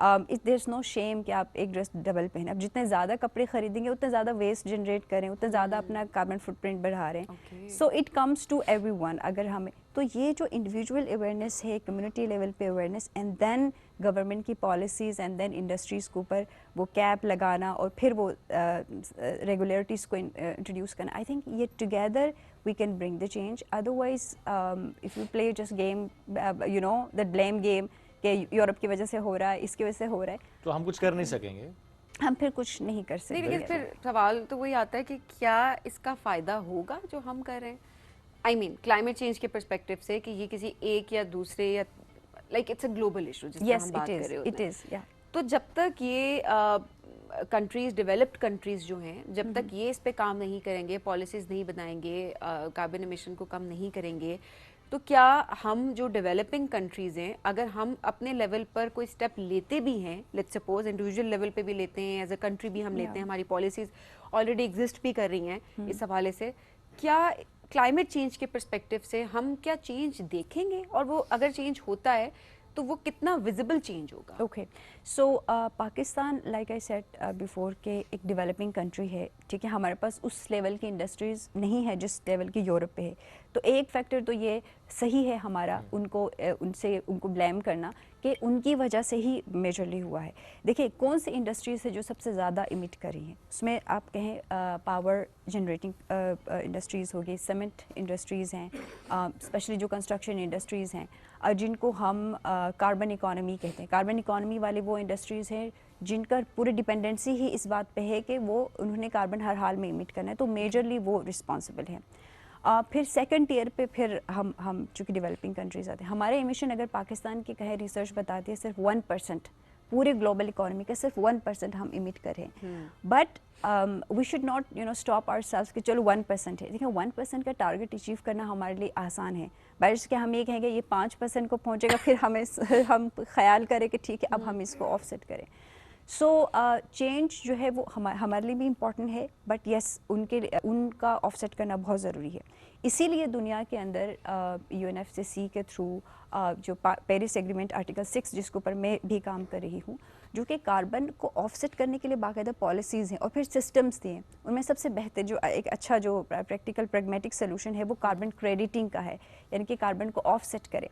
यानी कि एक इंडस्ट्री जो अगर एक सर्टेन हद तक अपने कार्बन को इमिट करे, अगर उस लेवल से ज़्यादा इमिट करती है तो उसके ऊपर एक कैप लगता है, उसको फाइन पे करना पड़ता है, ये सिस्टम मौजूद है। या जिसको हम कार्बन क्रेडिट कहते हैं। अब वो क्या होता है कि वो डेवलप्ड कंट्रीज़ जिनकी इंडस्ट्रियलाइजेशन की वजह से एक इमिशन हो गई है, उनको ऑफसेट करने के लिए उनको क्रेडिट्स को ख़रीदना पड़ता है, यानी कि कोई ना कोई ऐसी एक्टिविटी करनी है जिससे वो दोबारा उनका वो कंट्रोल हो सके, कम हो सके कार्बन। सो अब हमारे क्या रोल बनते हैं, हम डेवलपिंग कंट्रीज़ जो कि हम डायरेक्ट कंट्रीब्यूटर नहीं हैं, राइट, तो हम ये कर सकते हैं कि हम उनके लिए वो ऑफसेटिंग के वो मेथडोलॉजीज तो सेट कर सकते हैं, राइट। हम ऐसे प्रोजेक्ट्स लगा सकते हैं कि हम उनसे फंड्स ले लें और पाकिस्तान में वो कार्बन क्रेडिट्स हम जनरेट करें और उनको सेल करें और उनसे हम, so this is the process. क्योंकि we are developing countries, we need money, we need finances, हमारी कम्युनिटी सफ़र कर रही है, तो हमें वो क्लाइमेट फाइनेंस चाहिए, वी नीड दोज फाइनेंसेस, और उनके लिए रिस्पॉन्सिबिलिटी है कि वो अपनी इमिशंस को कंट्रोल करने के लिए, कम करने के लिए वो पे करें। सो इस सिस्टम को कहते हैं कार्बन क्रेडिट सिस्टम। ये बड़ा अच्छा आपने एक्सप्लेन किया, क्योंकि हम अक्सर ये देखें बात तो करते हैं जी लेस देन 1% कंट्रीब्यूशन और जी हमें फाइनेंसेस की ज़रूरत है ताकि हम इस पर काम कर सकें, लेकिन ज़ाहिर है हमें कोई प्रोजेक्ट भी तो बताना है उनको, तरीका भी तो बताना है, जो आपने कहा कार्बन क्रेडिट को कम करने के लिए, वो तो हमें बताना पड़ेगा। हाँ, ये तरीका मौजूद है, अब अनफॉर्चुनेटली हमने उसको इतना एक्सप्लोर नहीं किया। कोई एग्जांपल अगर हम दे सकें कि ये प्रोजेक्ट या इस तरह के प्रोजेक्ट्स जो कि आप बता सकते हैं या पिच कर सकते हैं कि जी हम इस पे काम करेंगे, फाइनेंस हमें वो मुल्क करेंगे या वो इंडस्ट्रीज करेंगी जो कि कार्बन एमिशन में बहुत ज्यादा हैं, ताकि फाइनेंस मिलने का एक रास्ता हमवार हो। अच्छा, ये मेथोडोलॉजीज ऑलरेडी मौजूद है। यस, उसमें सबसे जो ईजीएस्ट जो जिसको कहते हैं वो नेचर बेस्ड सोल्यूशन वाले प्रोजेक्ट्स हैं, जैसे कि आप ट्रीज लगाएं, आप जितने ज़्यादा दरख्त लगाएंगे, क्योंकि दरख्त का काम है ऑक्सीजन रिलीज करना, CO2 को एब्जॉर्व करना। दूसरा जो है वो आप रिन्यूएबल एनर्जी के प्रोजेक्ट्स हैं, आप ज़्यादा से ज़्यादा अपनी जो शिफ्ट करें, अपनी जो भी एक्टिविटीज़ हैं उनको रिन्यूएबल एनर्जी पे शिफ्ट करें, सोलर पे करें। थर्ड जो है वो वेस्ट मैनेजमेंट रिसाइकल है। पाकिस्तान के अंदर कितना ज़्यादा वेस्ट है, आप उसको रिसाइकल करें, आप उस वेस्ट को सस्टेनेबल वे में कंट्रोल करें, and then you can claim your credits. And then agriculture है, क्लाइमेट स्मार्ट एग्रीकल्चर। पाकिस्तान एक एग्रीकल्चर कंट्री है, आई थिंक 70% हमारे जो पॉपुलेशन है वो एग्रीकल्चर पे डिपेंड करती है। अगर आप क्लाइमेट स्मार्ट एग्रीकल्चर करते हैं तो आप अपने क्रेडिट्स क्लेम कर सकते हैं।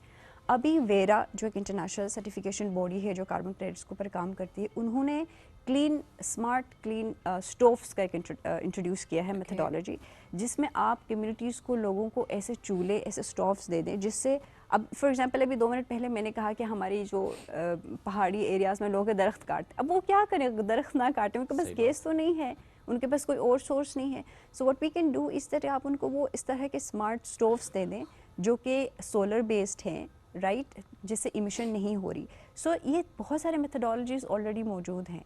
We just need to do some research and then engage communities, engage our people, और उसके लिए पहले awareness and then ये step by step ही होगा। ये बहुत important ज़रूर है, but at the same time मैंने बहुत जगहों पे ऐसे देखा है कि जो आप जो फंड्स लेने की बात भी कर रही हो, डिफरेंट INGOs काम कर रही होती हैं, NGOs काम कर रही होती हैं, ऑब्वियसली फंडिंग उनको मिल रही होती है, बट ज़्यादातर वो फंडिंग जो होती है वो डिजास्टर मैनेजमेंट के ऊपर होती है ज़्यादातर। जब हम क्लाइमेट की बात करते हैं तो हम उसके प्रिकॉशंस के लिए, और जिस तरीके से आप बता रही हैं कि जिन चीज़ों पर बात होनी चाहिए, काम होनी चाहिए, टू बी वेरी ऑनेस्ट वो फंडिंग बहुत कम है जो अप्रूव होती हैं। क्यों? क्योंकि डेवलप्ड कंट्रीज जो हैं वो इस बारे में बात नहीं करती ज़्यादातर। क्लाइमेट फंड्स बहुत ज़्यादा कम हो गए हैं, उनकी पॉलिसीज़ में इनफैक्ट जो फंडिंग अपॉर्चुनिटीज़ ओपन होती हैं, आप उनमें भी देख लें कि वहाँ पर भी क्लाइमेट बहुत कम डिज़ास्टर मैनेजमेंट के पर्सपेक्टिव से होता है। कोई एक कॉन्फ्रेंस हो गई, चलें कोई डायलॉग जनरेट हो गया, कोई डाटा कलेक्ट हो गया रिपोर्ट्स के पर्सपेक्टिव से, बट बहुत ज़्यादा इसके ऊपर बात नहीं की जा रही होती। उसकी वजह ये है कि उनकी कंट्री डिपेंड ही इन चीज़ों के ऊपर कर रही होती है, और वो प्रोग्रेस भी उसी बेस पे कर रही हैं और डेवलप भी उसी बेस पे हो रहे हैं। सो ये एक रूट कॉज है जिस पे हमें बात करने की बहुत ज़्यादा ज़रूरत है। और उसके बाद इफेक्ट क्या होते हैं वो हम जैसे कंट्रीज होते हैं जिनकी लेस देन 1% कंट्रीब्यूशन होती है, बट स्टिल इफेक्टिव्स में हम जो हैं वो टॉप पे आ रहे होते हैं। और हमारी इतनी ये जो आप कार्बन क्रेडिट की बात करी है ना, मुझे ये भी लगता है कि ये सिर्फ अपेरेंटली है कि जी हम काम कर रहे हैं, देखिए हम तो हम अगर कंट्रीब्यूट कर रहे हैं तो ठीक है, हम इफेक्टिव्स को ये ऑफर भी कर रहे हैं कि वो इस हवाले से काम करना शुरू कर दें अपने अपनी कंट्रीज़ में। तो समहाउ इस चीज़ पर भी ग्लोबल लेवल पे जब हम बात करते हैं तो बात करने की ज़रूरत है, डायलॉग होने की बहुत ज़रूरत है। बिल्कुल, आई एग्री विथ यू। अब मैं आपको मिसाल देती हूँ, हमारे जैसे ही डेवलपिंग कंट्रीज़, अफ्रीका है, कीनिया है, जिम्बाब्वे है, ये वो ममालिक है जहाँ पे सबसे ज़्यादा कार्बन क्रेडिट्स के प्रोजेक्ट्स होते हैं। 2022 तक 136 प्रोजेक्ट्स उन्होंने सेल किए हैं अफ्रीकन कंट्रीज़ में। इंडिया में सबसे ज़्यादा है, श्रीलंका के अंदर, बांग्लादेश ने मोर देन 46, पाकिस्तान ने total 11 carbon credits project sale किए हैं। इतना ज़्यादा पोटेंशियल है, सिर्फ हमने इसको एक्सप्लोर करने की ज़रूरत है। हमने क्यों इतने कम सेल किए? उसकी वजह यह है कि नेशनल लेवल पे हमारे पास कोई रेगुलरिटी नहीं है, हमारे पास कोई रजिस्ट्री नहीं है। अब जो है वो मिनिस्ट्री ऑफ क्लाइमेट ने 2024 में एक कार्बन क्रेडिट के लिए गाइडलाइन उन्होंने इशू किया है, एंड आई बिलीव अभी उन्होंने एक पूरा सेल भी बनाया है. Now they are working and including that अब लाइक माई स्टार्टअप, मेरे जैसे और भी कुछ लोग हैं जो इसके ऊपर काम कर रहे हैं. But I believe now we need to speed that up.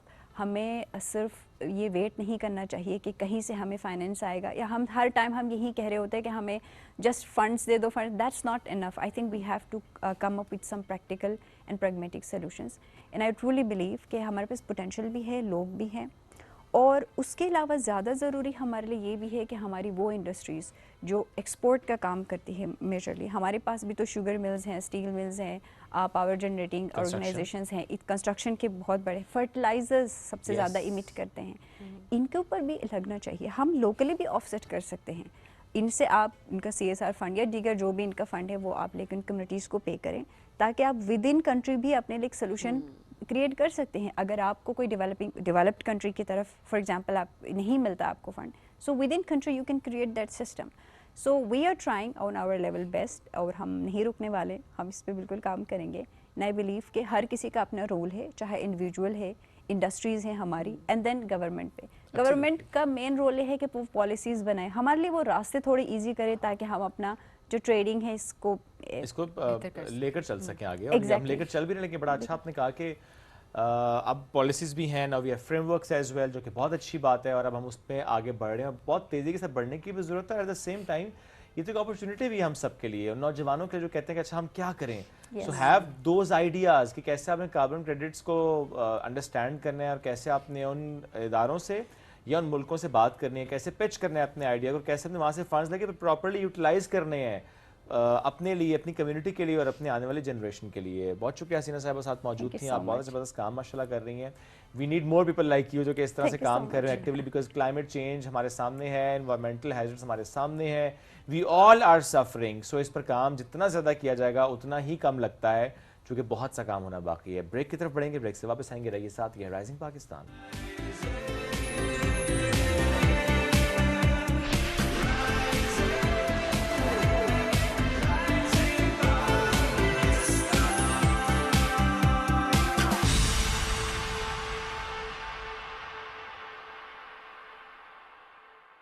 एक साल का होते ही इसकी शरारतें और भी बढ़ती जा रही हैं। लेकिन इस सब में इसकी हिफाजत और सही ग्रोथ मेरे लिए सबसे ज्यादा अहम है। नेस्ले रिसर्च सेंटर स्विट्जरलैंड ने 1 से 3 साल के बच्चों के लिए स्पेशली डिजाइन किया नेस्ले नीडो 1+, जिसमें मौजूद इजाफी न्यूट्रिएंट्स जो बच्चों की इम्यूनिटी, पेट के डिफेंसेस, बोन्स और मसल्स की डेवलपमेंट को सपोर्ट करे। इसीलिए तुम्हारी हर बढ़ते कदम पर नीडो और मेरा प्यार हर पल साथ फ्रॉम नेस्ले।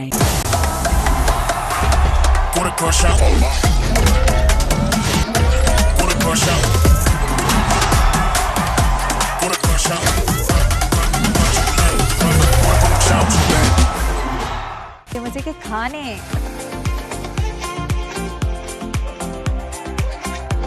खाना पका रहे हो, दरवाजे से पता चल जाती है कि जरूर कुछ अच्छा पक रहा है।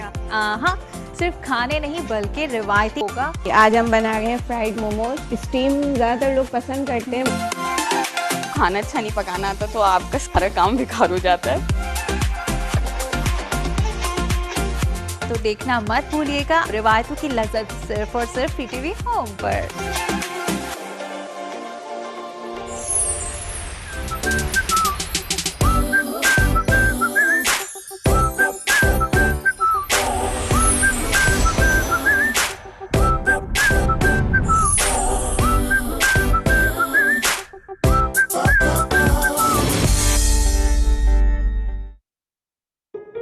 मैंने और तुम्हारे अब्बू ने तुम्हें बेटी नहीं बेटा बना के पाला। मुझे माफ कर। अब वक्त आ गया, तुम बेटा बन के दिखाओ।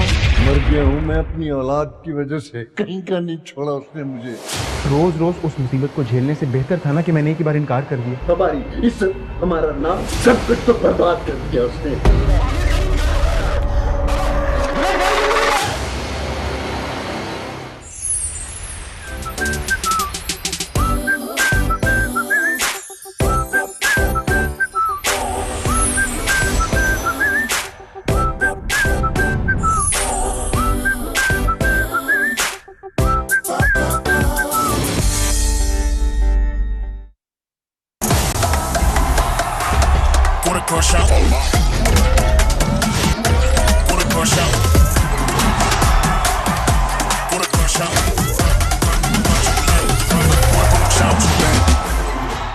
1 साल का होते ही इसकी शरारतें और भी बढ़ती जा रही हैं। लेकिन इस सब में इसकी हिफाजत और सही ग्रोथ मेरे लिए सबसे ज्यादा अहम है।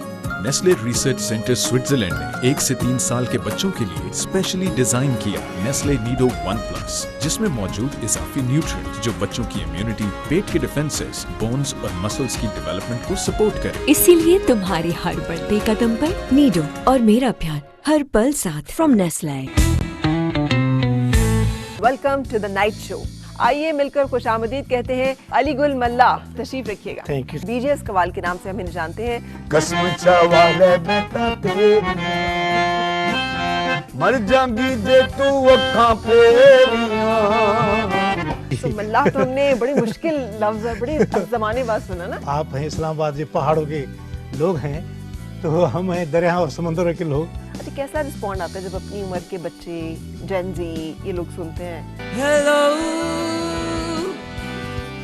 is it me you're looking for? तो वहाँ से ये टेलीविजन की स्क्रीन तक का सफर फिर कैसे? तय आर्टिस्ट जो होता है वो कहीं पे भी हो, वो अलग ही होता है। तो मैं कहता हूँ ऐसे करना नहीं, ऐदा नहीं करना यार। फिर मैं कहता हूँ मुझसे पूछ क्यों रही हो, मुझे पता है। तो वो कहता है मैं यूके से, तो मैं कहता हूँ मैं भी यूके। कहता है यूनाइटेड किंगडम। मैं कहता हूँ उमरकोट। दिल में दिल नहीं तो कुछ भी नहीं।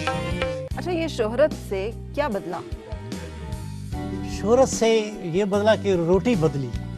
बड़े बड़े लोग, हम आर्टिस्ट तो थे टीवी के या स्टेज के थोड़े बहुत, तो बड़े बड़े होटल में जब दावत करते थे कि भाई खाना खाते हैं, खाना हजम नहीं होता था, वो खा नहीं पाता था।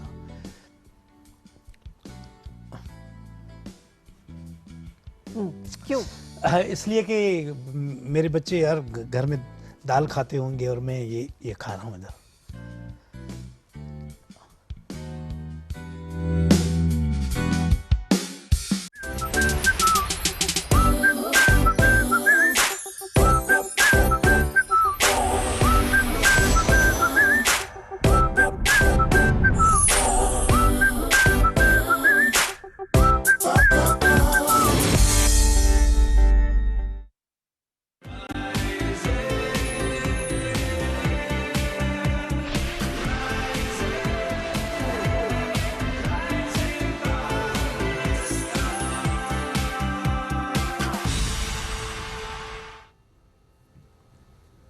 Welcome back. राइजिंग पाकिस्तान में एक बार फिर कहते हैं खुश आमदीद। मेडिसिन के शोबे की बात करते हैं और इसमें जो नई जिद्दत आ रही है उसकी बात हम करेंगे। नई नई टेक्निक्स, टेक्नोलॉजी का इस्तेमाल एंड नए नए प्रोसीजर्स आ रहे हैं। ऐसे में हम आए रोज़ देखते हैं कि अच्छा अब ये तरीका इलाज मुतारिफ कराया गया है, इसका ये फ़ायदा है। बिकॉज अभी भी अगर हम ट्रेडिशनल में जाएँ और सर्जरीज की तरफ जाएँ, उसमें हम देखते हैं कि डाउन टाइम बहुत ज़्यादा होता है और इसमें बहुत लोग मुतासर भी हो रहे होते हैं।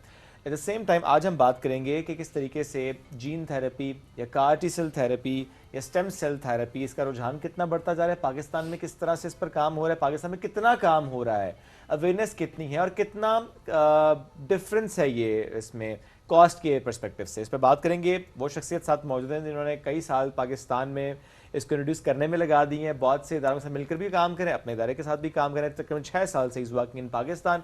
उनको वेलकम करते हैं डॉक्टर सलमान गिलानी साहब। अस्सलाम वालेकुम जी, कैसे हैं आप? वालेकुम अस्सलाम। थैंक यू वेरी मच, बहुत शुक्रिया। 6 साल हो गए आपको, राइट? आप काम कर रहे हैं। थोड़ा सा एक्सप्लेन करें कि क्या है ये स्टेम सेल थेरेपी या जीन थेरेपी या कार टी सेल थेरेपी? देखिए, इस टेक्नोलॉजी को कहते हैं सेल एंड जीन थेरेपी। ठीक है। ये ट्रांसलेशन मेडिसिन की एक लेटेस्ट फील्ड है जिसमें हम इंसान के अपने खुलिए जो सेल्स हैं उनके ज़रिए कोई भी बीमारी है उसको ट्रीट करने की कोशिश करते हैं। तो हमें अल्लाह ताला ने ये पावर दी हुई है कि हमारे सेल्स के अंदर वो पावर है कि हम अपने आप को सेल्फ हील, हमारी बॉडी हर वक्त कोशिश करती है कि वो अपने आप को हील करे। ठीक है। लेकिन कहीं पे उसको जाके एड की ज़रूरत है, यानी उसको कोई मदद की ज़रूरत पड़ती है, तो वो हम उन सेल्स के ज़रिए मदद ले सकते हैं। उसमें आपने कुछ का नाम लिया भी, स्टेम सेल्स हैं, प्लेटलेट्स हैं, टी सेल्स हैं, कार टी सेल टेक्नोलॉजी एक जीन थेरेपी की फॉर्म है। तो ये वो ऐसी टेक्नोलॉजी जिसमें हम इंसान की अपनी ही बॉडी को यूटिलाइज कर रहे हैं अपने आप को ठीक करने के लिए। तो आसान अल्फाज में ये आप कह सकते हैं। अच्छा, कब ज़रूरत होती है जीन थेरेपी की और कब ज़रूरत होती है सेल थेरेपी की? देखिए, सेल थेरेपी की तो हर वक्त ज़रूरत है कि अगर आप बीमार हो रहे हैं, आपको घुटने का मसला हो गया है, दिल का मसला है, जिगर का मसला है, तो उसमें आप सेल थेरेपी इस्तेमाल करते हैं। जीन थेरेपी उस वक्त इस्तेमाल की जाती है जब आपको कोई जेनेटिक प्रॉब्लम है, जैसे पैदाइशी बच्चों के अंदर किसी को थैलेसीमिया है, हीमोफीलिया है, इस तरह की बीमारियों के अंदर। फिर अब ख़ास किस्म के कैंसर हैं, जैसे कार टी सेल टेक्नोलॉजी है, वो जीन थेरेपी की एक किस्म है। तो उसके अंदर हम लोग जीन को ऐसे मॉडिफाई करके कि वो स्पेसिफिकली उस कैंसर को अटैक करें, उसको किल करें। क्योंकि जैसे अगर आप कैंसर की बात ले लें तो ट्रेडिशनल ट्रीटमेंट इज़ कीमोथेरेपी या रेडिएशन थेरेपी, जो कि आपके अपने सेल्स को भी डिस्ट्रॉय करती है। ये है फॉर्म ऑफ इम्यूनोथेरेपी कि हमने अपने ही जो कुव्वत मुदाफ़ित निज़ाम के सेल्स हैं, टी सेल, उसको एक्टिवेट कर दिया कि वो स्पेसिफिकली उस कैंसर को डिस्ट्रॉय करेगा और किसी बॉडी के सेल को कोई नुकसान नहीं पहुंचाएगा। तो this is the promise of gene therapy. क्या होता है? फॉर एग्जांपल हम कैंसर को ही ले लेते हैं अभी, लेट्स अज्यूम ब्लड कैंसर की बात करते हैं, बिकॉज़ वो सबसे कॉम्प्लेक्स कैंसर होता है। सो ब्लड कैंसर का कार टी सेल थेरेपी से इलाज किस तरीके से होता है? पेशेंट किस तरह से आपके पास पहुंचे कि अच्छा इस ग्रेड का कैंसर तो आ जाएगा तो इलाज हो जाएगा, आपके पास आए, फिर आपने क्या सैंपल लिया, how long does it take, फिर इलाज किस तरीके से होता है? देखिए, CAR T cell chimeric antigen receptor T cell हमारी बॉडी के अंदर जो कुव्वत मुदाफ़ित निज़ाम में ख़ास किस्म का सेल है, उसको टी सेल कहते हैं, जो कि कैंसर के लिए, इन्फेक्शंस के लिए काम करता है। अब कैंसर के हम क्या करेंगे कि उस एक स्पेसिफिक रिसेप्टर है, थोड़ा सा टेक्निकल है, कि हमारे हर सेल पे लगा हुआ है, जिसको हमारा कुव्वत मुदाफ़ित निज़ाम जो है वो आइडेंटिफाई करता है कि ये सेल्फ है, ये नॉन सेल्फ है। जो नॉन सेल्फ है उसको अटैक करेगा, सेल्फ को प्रोटेक्ट करेगा। ठीक, तो कार टी सेल के अंदर हमने उस टी सेल को चार्ज कर दिया विद दैट स्पेसिफिक रिसेप्टर, कि जी जाके उस रिसेप्टर को जाके आपने अटैक करना है। तो तरीका क्या है कि हम पेशेंट का बोन मैरो एक्सट्रैक्ट करेंगे, बोन मैरो हम लोग पहले लेंगे, उसको हार्वेस्टिंग कहते हैं। उसके बाद फिर हम अपनी एक stem cell lab, cell and gene therapy lab, ये एक बड़ी सोफिस्टिकेटेड लैब है जो कि IRM हॉस्पिटल के अंदर मौजूद है। वहाँ पे हम उन सेल्स के अंदर ये जीन्स इंट्रोड्यूस करेंगे, वो रिसेप्टर इंट्रोड्यूस करेंगे, और उसको करने के बाद जिस तरह पेशेंट को एक ड्रिप लगाई जाती है, उस तरह इसको इंट्रोड्यूस कर दिया जाता है। इट इज दैट सिंपल जी, एक drip and that's it, not one, लेकिन मतलब इसका प्रोसेस है, लेकिन हाँ जी, मतलब no surgery, no downtime. Risk factor कितना है इसके अंदर? देखिए, इसके अंदर एक रिस्क फैक्टर ये है कि जब ये सेल्स आपकी बॉडी के अंदर जाएंगे तो आपका अपना इम्यून सिस्टम उन सेल्स को भी अटैक कर सकता है, कि उसने पहली दफ़ा उन सेल्स को देखा है। बिल्कुल, उसको साइटोकाइन स्टॉर्म कहते हैं। तो उसके लिए भी जीन थेरेपी है कि हम साइटोकाइन स्टॉर्म को भी रोक सकते हैं, या दवाइयां हैं ऐसी जिसके जरिए हम साइटोकाइन स्टॉर्म को रोक सकते हैं।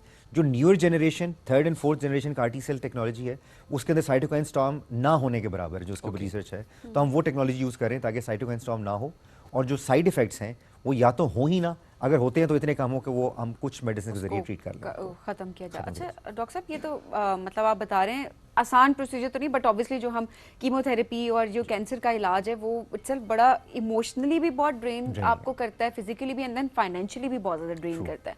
ये पाकिस्तान में क्यों अभी तक, या पूरी दुनिया में इतना रुझान, एक्सेप्टेंस है इस हवाले से, लोग आ रहे हैं, फिर लोग क्यों कीमोथेरेपीज की तरफ जा रहे हैं? देखिए, वो तो चला आ रहा है, कई सालों से, कई दिहाइयों से वो ट्रीटमेंट चली आ रही। CAR T cell is a newer technology, ये अभी रिसेंटली कुछ सालों पहले FDA अप्रूव हुई हैं ये जो टेक्नोलॉजीज़ हैं।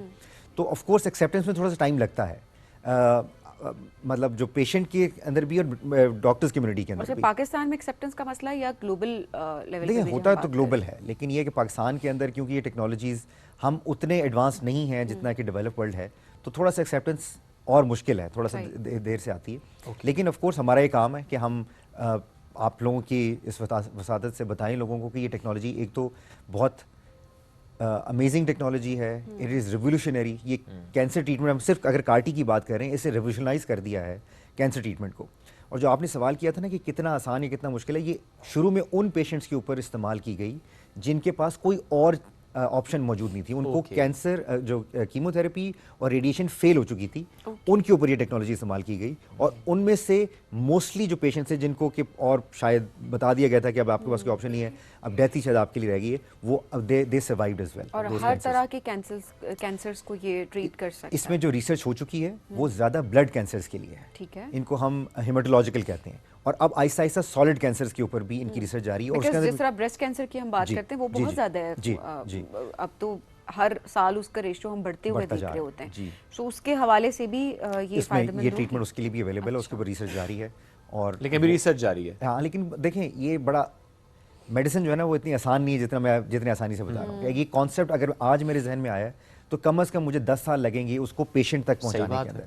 इतनी रिसर्च होनी है, पहले एनिमल पे रिसर्च होगी, फिर स्मॉल ग्रुप ऑफ ह्यूमंस पे रिसर्च होगी, और फिर शायद उन पे होगी जिन्हें आपने खुद कहा कि इस पे बाकी सब फेल हो चुका होता है। जी, ऐसा ही है। तो अच्छा, अब कैंसर से आगे चलते हैं, बाकी और कौन कौन सी बीमारियां हैं, कौन कौन सी ऐसे इश्यूज हैं जिसके साथ लोग आपके पास आते हैं और आप उनका इलाज करते हैं? देखिए, सेल थेरेपी उसमें 100 से ज़्यादा डिजीज़ हैं, इंडिविजुअल डिजीज़ जिसके अंदर स्टेम सेल्स इस्टेब्लिश्ड हैं।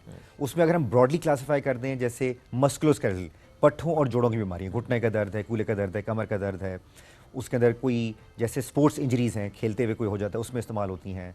फिर ऑटोइम्यून डिजीज़, ये ख़ास एक बीमारी है जिसमें गंठिया, रूमेटॉइड आर्थराइटिस, SLE, इसमें इस्तेमाल हो रहा है। दिमागी बीमारियों के अंदर जैसे पार्किंसंस है, लोगों को फालिज हो जाता है, बच्चों में ऑटिज़म है या पैदाइशी माजूर बच्चे हैं, उनमें इस्तेमाल हो रहा है।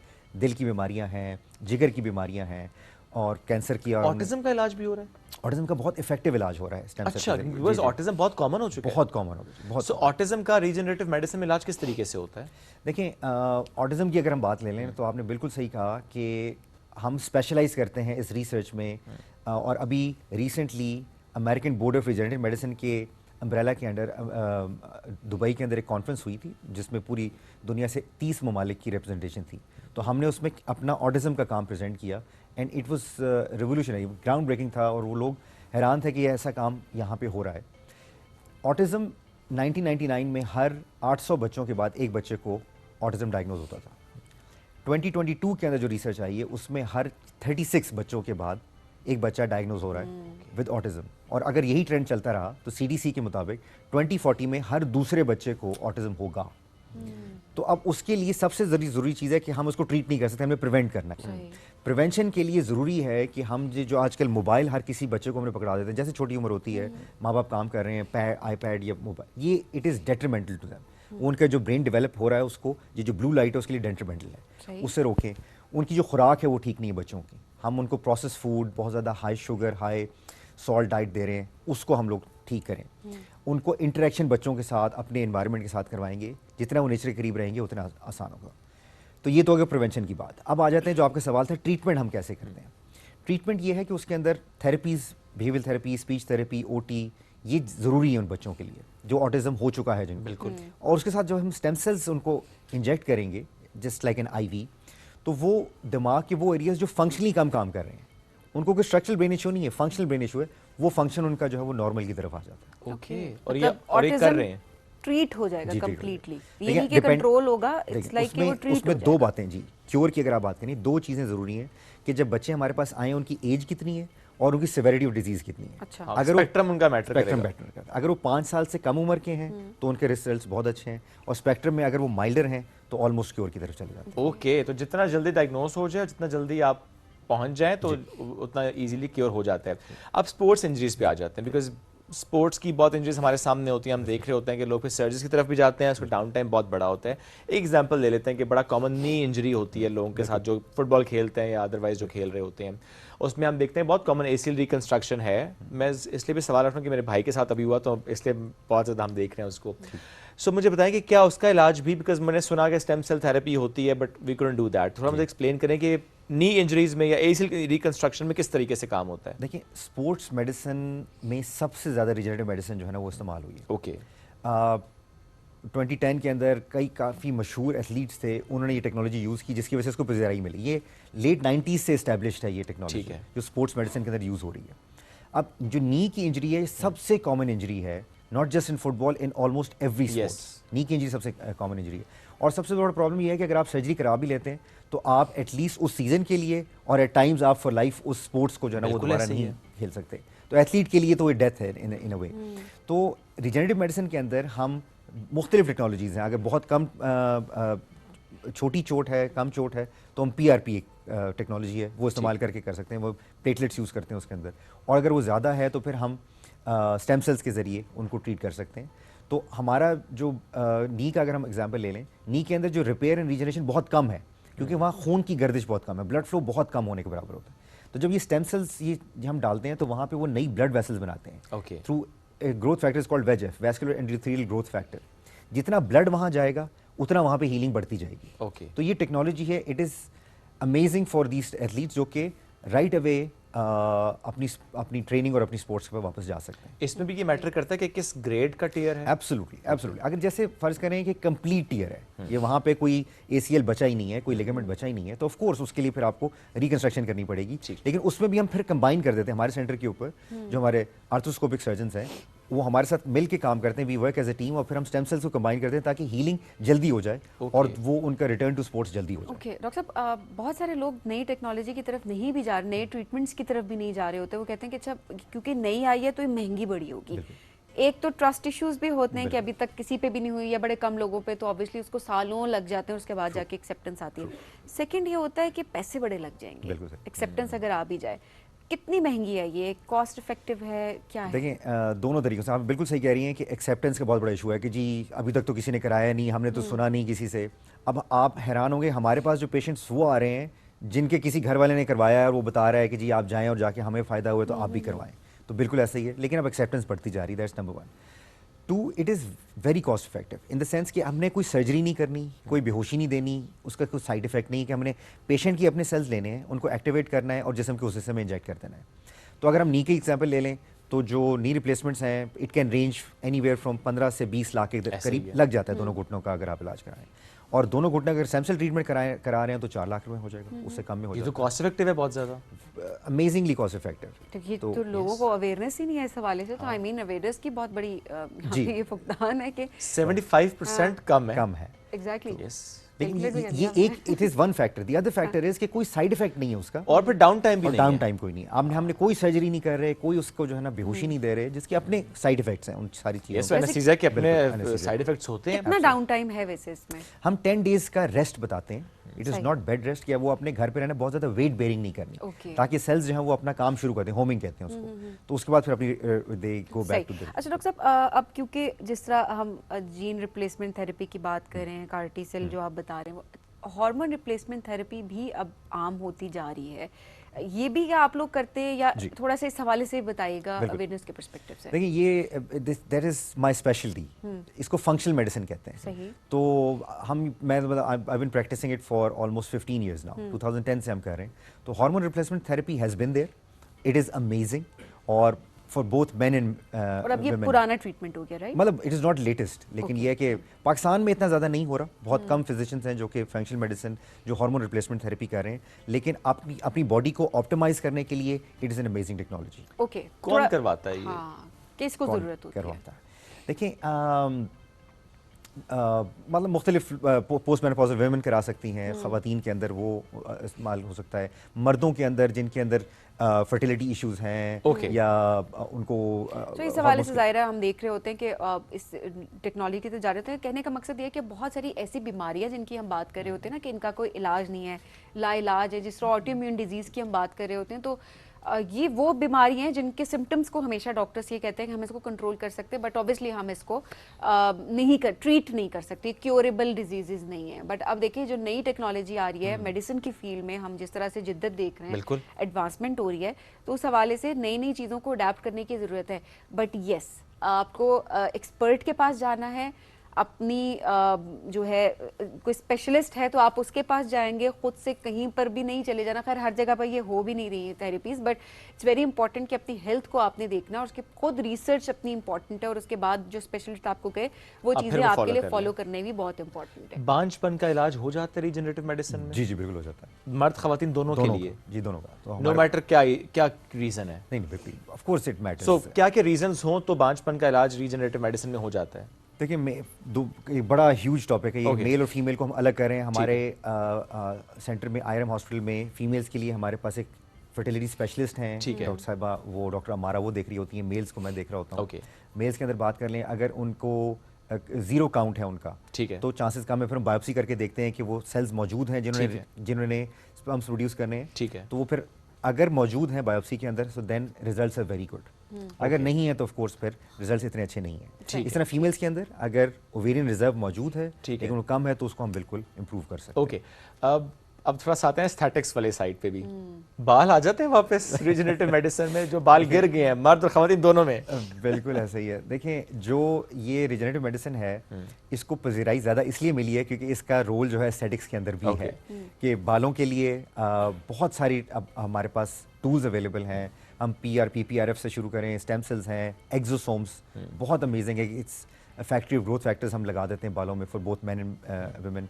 उसके बाद फिर स्टेम सेल्स हैं, फिर एक ख़ास टेक्नोलॉजी है जो कि FDA अप्रूव्ड है, वो हम बालों के स्टेम सेल्स हैं उनको अपनी लैब के अंदर ग्रो करते हैं, कल्चर करते हैं और उसके बाद दोबारा इंजेक्ट कर देते हैं। तो आपके अपने बाल जो है नेचुरल वो वापस रीग्रोथ हो जाएगी। रीग्रोथ हो जाएगी। तो ये टेक्नोलॉजीज अवेलेबल हैं। और ये हो रहा है, ये भी हो रहा है, ये भी हो रहा है। और फिर ऑफ कोर्स स्किन के लिए, स्किन रिजुविनेशन के लिए जो फाइब्रोब्लास्ट हैं, स्टेम सेल्स हैं, लवीव एक again it's an FDA approved product, जो आप ही के फाइब्रोब्लास्ट लेके उनको हम ग्रो करके स्किन में लगा देंगे तो स्किन ऐसे बिहेव करना शुरू कर देगी जैसे कि वो 20s में थी या आपके टीन्स के अंदर थी। ये क्या टर्म यूज किया आपने? Lviv. Lviv it's a product. Lviv is a product. ये आप इंजेक्ट करते हैं। आपकी फाइब्रोब्लास्ट लेंगे। क्या लेंगे? फाइब्रोब्लास्ट एक खास सेल है हमारी बॉडी का, ठीक है, हमारे जिसने कोलेजन और इलास्टिन बनाना है। ये आप लोगों को समझ आ जाएगा, ठीक है। वो हम लेके लैब में भेजेंगे जो कि उसका नंबर इनटू मिलियंस ले जाएगा and then will inject it back into your skin, ठीक है। और वो स्किन फिर आपकी वैसे ही परफॉर्म करना शुरू कर देगी जैसे 20 साल की है, जैसे कि 20 साल की। तो ये जो हाँ वेरी इंटरेस्टिंग टॉपिक। कितने पैसे लगते हैं इस पे? अच्छा चले, हाँ 40 साल का बंदा 20 साल की स्किन कितने पैसों में हासिल करता है? देखिए, इट डिपेंड्स कि आप कितना एडवांस हो चुके हैं। It is not for everyone, will have to see कि आप कितना है उसके अंदर। देखिए, एजिंग के लिए अंदर स्किन, अगर फेशियल एजिंग की बात करें तो 2 वजह से एजिंग हो रही है। एक ग्रेविटी की वजह से आपके जो सैगिंग है और दूसरा वॉल्यूम लॉस है, ठीक है। हमने दोनों को ट्रीट करना है। अगर ये बहुत एडवांस हो चुके हैं तो फिर हमें कुछ किसी ना किसी चीज़ ये कंबाइन करना है। तो आप डॉक्टर साहब पैसे बताएं। ऑफ कोर्स एवरेज आप ये बताएं, आप आगे बढ़ेंगे तो उसके बाद फिर हम डिसाइड करेंगे। नहीं, आप पहले पैसे बताएं। उनकी स्किन तो बहुत अच्छी है, देखिए तो मैं पूछूं आपसे। No doubt. देखिए, ये इट डिपेंड्स कि आप कितना, आपको सेल्स की मिकदार कितनी चाहिए। It can range from 10 million. एक विंडो बताएं। एक विंडो बताऊं? देखिए, it can range from 100,000 to 500,000, ठीक है ना। ट्रीटमेंट मतलब पूरा ट्रीटमेंट की मैं बात कर रहा हूँ पाकिस्तानी रुपयों में, ठीक है। तो ये जो हम देख रहे होते हैं कुछ सेलिब्रिटीज जिनकी बिल्कुल ऐसी स्किन है जो हमें देख के लगता है कि कोई इशू ही नहीं है उस स्किन में, फ्लॉलेस स्किन, बिल्कुल एग्जैक्टली फ्लॉलेस स्किन। और हमारी कुछ एक्ट्रेसेस हैं जिनकी हम वाकई देख रहे होते हैं और सब वो अचीव करना चाहते हैं, तो क्या वो सब यही इन्हीं ट्रीटमेंट्स की तरफ मुख्तलिफ हैं? It's a combination of treatments, okay जी। It's not just one treatment. तो उसके अंदर हम लोगों ने काफ़ी सारी चीज़ें कंबाइन करके उसमें कुछ लिफ्टिंग इफेक्ट भी हमें देना पड़ता है। तो उसके लिए हमारे पास वी हैव टेक्नोलॉजीज अवेलेबल। बहुत कुछ हो रहा है भाई। डॉक्टर साहब को हम दोबारा बुलाएंगे और सिर्फ हम एस्थेटिक्स पे बात करेंगे उस दिन, डिफरेंट इश्यूज के साथ। जो स्किन के इश्यूज ट्रीट हो रहे हैं, रिजनरेटिव मेडिसिन, ये बहुत ज़रूरी है ताकि इस पर भी लोगों की अवेयरनेस आ सके कि वो जो लोग इतना वक्त लगा रहे होते हैं, डिफरेंट प्रोसीजर की तरफ जा रहे होते हैं, एंड पे कहते हैं वो तो हमारे पे इफेक्टिव ही नहीं था, तो क्या वाकई ये उतना इफेक्टिव होता है? इस पर भी हमें बात करने की जरूरत है। डॉक्टर साहब, thank you very much for joining us today, great having you. नाज़रीन, आज हम इसे एक्सप्लोर करते हैं रीजनरेटिव मेडिसिन किस तरीके से वो इलाज की तरफ जा रही है, but we ended up with this aesthetic one, क्योंकि ज़रा उसकी तरफ इंटरेस्ट लोगों का बहुत ज़्यादा डेवलप हो चुका है। Because when you look good you feel good and opposite as well. So हमें बढ़ना है अब एक ब्रेक नहीं, इजाज़त की तरफ। आपसे दोबारा मुलाकात करेंगे कल। बहुत सा ख्याल रखें, दुआ में याद रखें। अल्लाह हाफ़िज़।